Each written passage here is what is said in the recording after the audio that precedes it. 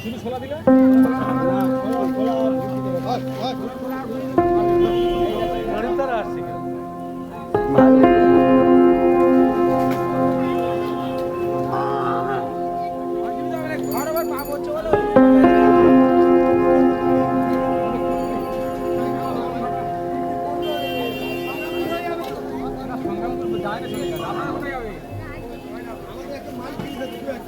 কোথায় যাবে, কোথায়?